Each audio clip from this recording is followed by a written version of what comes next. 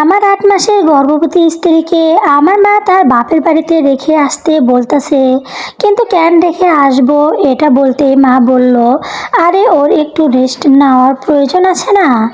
আর তাছাড়া বাচ্চা হলে বউ কি একা একা সব সামলাতে পারবে নাকি? মানে আমার স্ত্রী আমার সন্তানের মা, সে এই বাড়িতে থাকলে একা সামলাবে কেন? আর তোমরা আছো কিসের জন্য? আমি আছি কিসের জন্য? আমরা এতগুলো মানুষ তার সেবা করতে পারবো না? তাছাড়া তোমার মেয়ে তো সারাদিন মোবাইল নিয়ে পড়ে থাকে। আমার রক্ত অন্য বাড়িতে জন্ম নেবে কেন? এই তুই যেটা বুঝিস না সেটা নিয়ে কথা বলিস না। কথাটি বলে আমার রুম থেকে বের হয়ে গেল। আমার স্ত্রীর বাবার বাড়ির আর্থিক অবস্থাও খুব একটা ভালো না। আমার স্ত্রী মন খারাপ করে রুমে ঢুকলো। নিশ্চয় মা রিমিকেও এই কথা বলেছে। আমাকে কি আজকেই বাবার বাড়িতে দিয়ে আসবেন? আমি তার মুখের দিকে তাকিয়ে বললাম, না, তুমি এই বাড়িতে আমার চোখের সামনেই থাকবে। আমার সন্তানের ভালো মন্দ আমাকেই দেখতে হবে। আর তোমার বাবার বাড়ি থেকে হাসপাতাল অনেক দূরে, যদি কোনো কিছু হয়ে যায়। রিমি বলল, মা যে বলল আমাকে বাবার বাড়িতে যেতে। আমি রিমির দু দু হাতটা শক্ত করে বিছানায় বসলাম। ওর চোখের কোণে অল্প একটু পানি জমে আছে। এই সময়ে মেয়েদের মন এমনিতেই খুব নরম থাকে। সামান্য কথাতেই বুক ফেটে কান্না আসে। তারপর শারীরিক নানা কষ্ট তো আছেই। ৮ মাসের গর্ভবতী সে, সোজা হয়ে দাঁড়াতেও ওর কষ্ট হয়।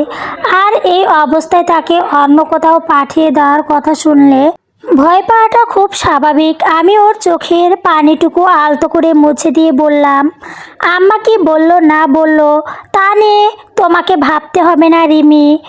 তুমি কোথাও যাচ্ছ না, বাস কথাটা মাথার মধ্যে বসিয়ে নাও। রিমি নিচু স্বরে বলল, কিন্তু মা যদি রাগ করেন? শাশুড়ির কথার ওপর কথা বলে উনি তো আর অশান্তি করবেন। আর সত্যি বলতো, কাল রাতেও আম্মা আমাকে বলেছিলেন যে ডেলিভারির সময় বাপের বাড়িতে থাকতেই নাকি নিয়ম।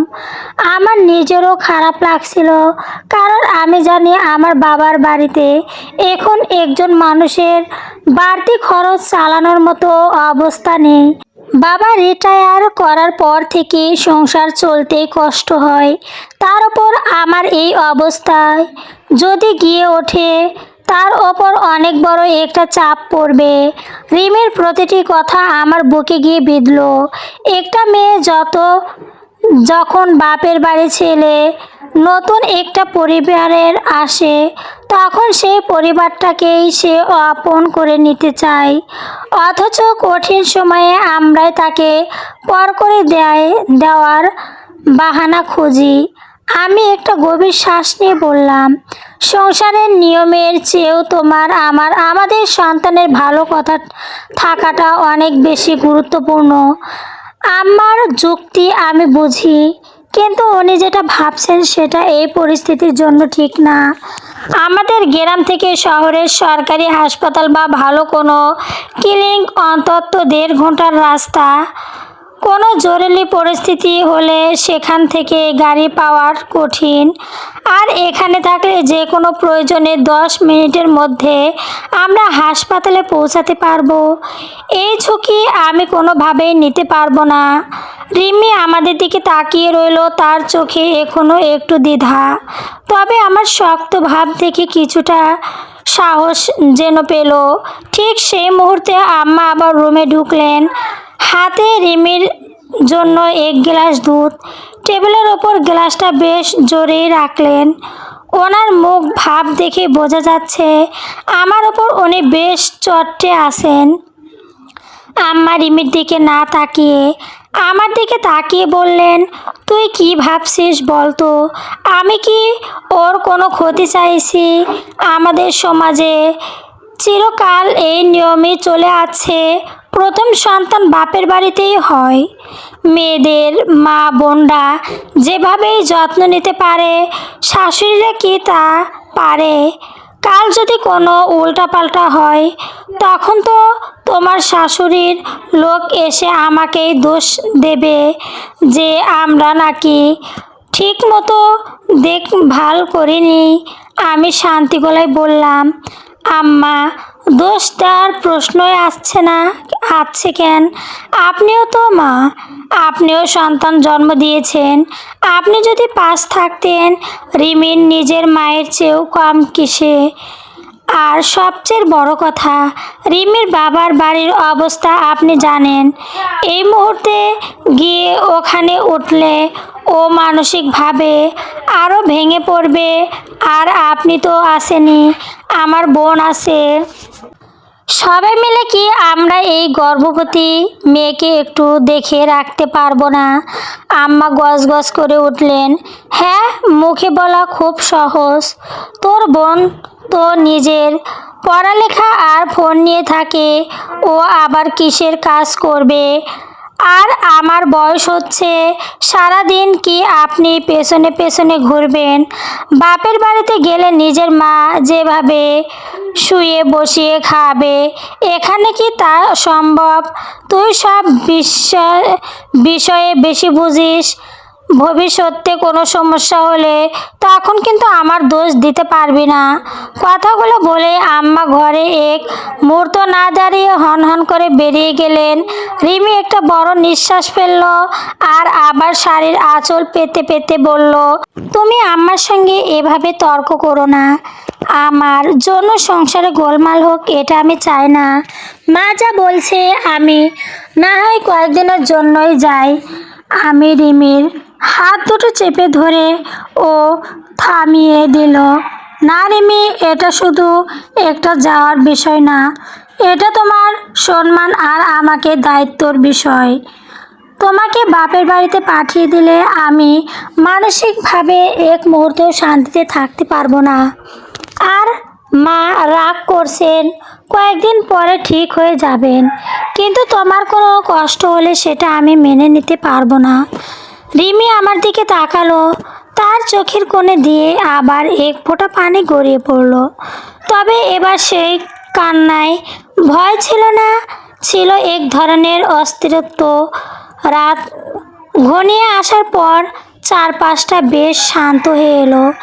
আমি রিমির পাশে বসে ওকে একটু দদস্ত করার চেষ্টা করছিলাম, কিন্তু আমার মাথার ভেতরে অনেক চিন্তা ঘুরপাক খাচ্ছিল।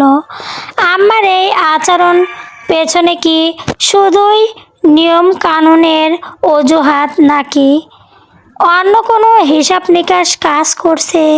সংসারে খরচ বাড়বে বলে কি উনি ভয় পাচ্ছেন, নাকি রিমির পরিবারের আর্থিক অবস্থা খারাপ বলেই ওনাকে এত অবহেলা করা হচ্ছে? আমি জানালা দিয়ে বাইরে অন্ধকার রাতের দিকে তাকিয়ে সিদ্ধান্ত নিলাম, পরিস্থিতি যাই হোক না কেন, স্ত্রী এই কঠিন সময়ে আমি ওর পাশে থাকতে এক চুলও নড়ব না। কিন্তু আমার এই জেদ শেষ পর্যন্ত কোথায় গিয়ে ঠেকে সেটাই এখন দেখার বিষয়। রাতের খাবার টেবিলে কেউ কোনো কথা বলল না। আম্মা গজগজ করতে করতে প্লেটে ভাত বেড়ে দিয়ে নিজের ঘরে ঢুকে ধূপ করে দরজা লাগিয়ে দিলেন। টেবিলের এক পাশে রিমি অপরাধীর মতো মুখ করে বসে থাকায় হাত বুলাচ্ছিল। তার চোখের নিচে ক্লান্তির ছাপ সম্পুষ্ট, হাত দুটো অল্প কাঁপছিল। আমি তার পাশে বসে থালাটা একটু এগিয়ে দিয়ে বললাম, একটু খেয়ে নাও রিমি, নিজের জন্য না হলেও পেটের বাচ্চাটার কথা ভেবে দুটো ভাত মুখে দাও। রিমি নিচু হয়ে থাকা মুখটা না তুলে বলল, আমার একদম ইচ্ছা করছে না। কাল সকাল হলে আম্মা তো রাগে আরও রাগ করবেন। আমার জন্য সংসারে প্রতিদিন এসব অশান্তি হবে, তার চেয়েও আমি কয়েকদিনের জন্য বাবার বাড়ি ঘুরে আসি, ঘরের ঝামেলাটা অন্তত মিটিয়ে যাবে। আমি রিমির দিকে তাকিয়ে একটু কড়া সুরেই বললাম, তোমাকে তো এইবার না বহুবার বুঝিয়েছি, এই ঘর ছেড়ে তোমার কোথাও যাওয়ার দরকার নাই। আম্মা রাগ দুদিন পর এমনিতেই মেনে যাবে, কিন্তু তোমার এই শরীরের অবস্থায় রাস্তার ধাক্কাধাক্কি খাওয়া সম্ভব না। চুপচাপ খেয়ে যে ঘুমিয়ে পড়ো। রাতে রিমি বিছানায় শুয়ে পড়ার পর আমি অনেকক্ষণ জেগে রইলাম। ফ্যানের দিকে তাকিয়ে মাথার ভেতর নানার চিন্তা ঘুরছিল। একটা মধ্যবিত্ত ঘরে রীতি নিয়তির নাম দিয়ে আসলো কিভাবে দায়িত্ব এড়ানোর চেষ্টা করা হয় সেটা চোখের সামনে স্পষ্ট দেখতে পাচ্ছিলাম। আম্মা যে নিয়মটা কথা যে এত জোর দিয়ে বলছিলেন তার পেছনে আসল কারণটা হতে অন্য কিছু। রিমির বাবার অসুস্থতা যদি ভালো হতো, উপহার সামগ্রী নিয়ে গাড়ি ভর্তি করে লোক আসতো, তাহলে কি আম্মা এত সহজে তাকে পাঠিয়ে দিতে চাইতেন? এই চিন্তাটাই মনে ভিতর খটকা তৈরি করছিল। পরের দিন সকালে ঘুম থেকে উঠে দেখি রান্নাঘরে একদম ঠান্ডা। প্রতিদিন এই সময়ে চুলা জ্বলে, কিন্তু আজ কোনো শব্দ নেই। আম্মা নিজের ঘরে তাসবিহ গুনছে আর বোন তানিয়া বিছানায় শুয়ে কানে হেডফোন গুঁজে বসে আছে। আমি নিজের রান্নাঘরে ঢুকে চায়ের পাতি বসিয়ে দিলাম। রিমি সেটা দেখে হন্তদন্ত হয়ে ঘরে ঢুকলো।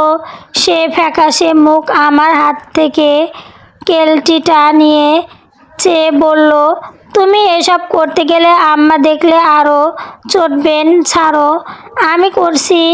আমি তাকে এক পাশ সরিয়ে চায়েরে বসিয়ে দিয়ে বললাম, তুমি বসো, আজ তোমাকে কোনো কাজ করতে হবে না।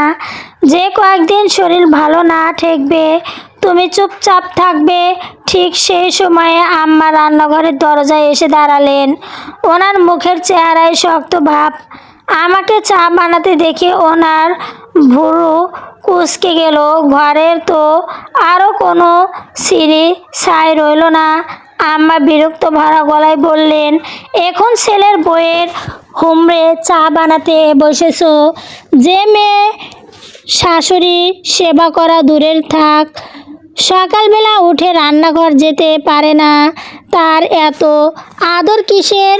আমি চায়ের চামচটা নাড়তে নাড়তেই বললাম, আম্মা ও তো কোনো অপরাধ করেনি। 8 মাসের গর্ভবতী মেয়েটা সোজা হয়ে দাঁড়াতেই কষ্ট পায়, এই অবস্থায় ও কাজ করবে কিভাবে? আম্মা সঙ্গে সঙ্গে জবাব দিলেন, আমি তাকে কাজ করতে বলেছি নাকি? আমি তো সাহায্য কথাটা বলেছি। বাপের বাড়ি গেলে নিজের মা যেভাবে পাশে বসে থাকবে সেবা করবে, এখানে তা হবে না। আর কয়েকদিন পর যখন বাচ্চা হবে দিনরাত পানানি গেলে থাকবে, তখন এই বয়সে এত ঝামেলা আমি সামলাতে পারবো না।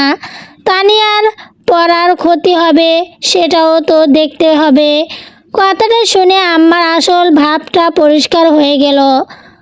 রীতি নিয়তি বা সমাজের নিয়মটা আসলে আসল কথা নয়। আসল কথা হলো ঘরের ঝামেলা এড়ানো। আমি আম্মার চোখের দিকে তাকিয়ে পরিষ্কার গলায় বললাম, আম্মা, বাচ্চার খেয়াল রাখার জন্য আমি আছি।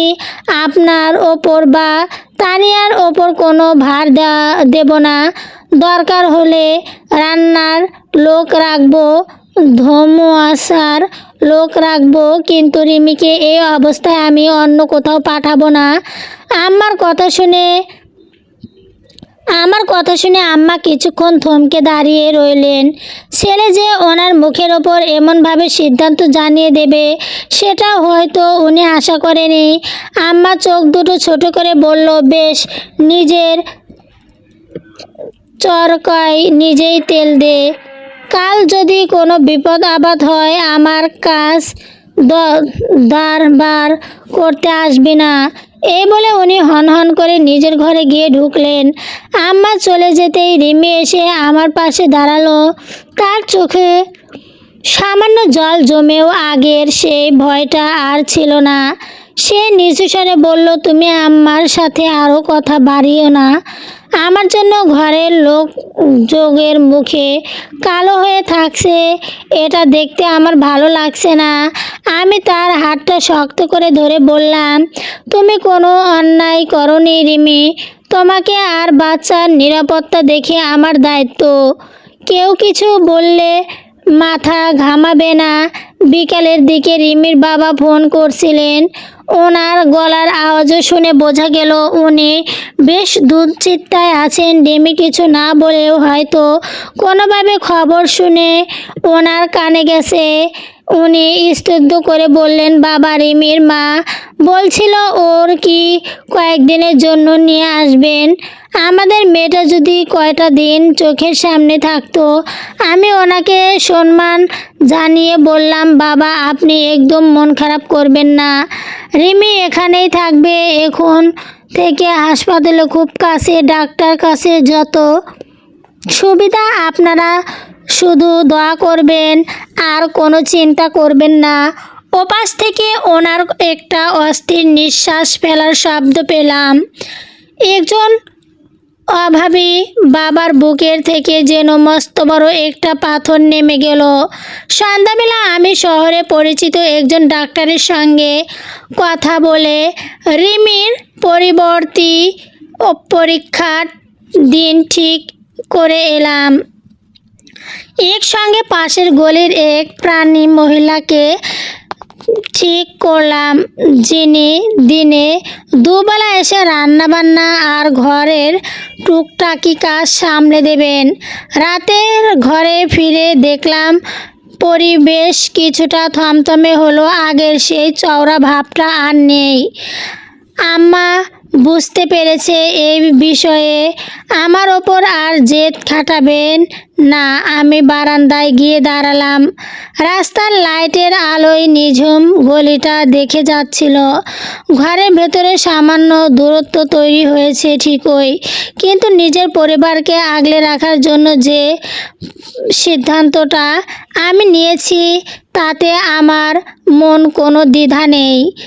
একজন স্বামী আর বাবা হিসাবে এটাই আমার সবচেয়ে বড় কর্তব্য। চলবে। গল্পটি অনেক সুন্দর। যদি ভালো লেগে থাকে দয়া করে অবশ্যই এই চ্যানেলটাকে সাবস্ক্রাইব করবেন। কেমন হয়েছে কমেন্টে জানাবেন প্লিজ।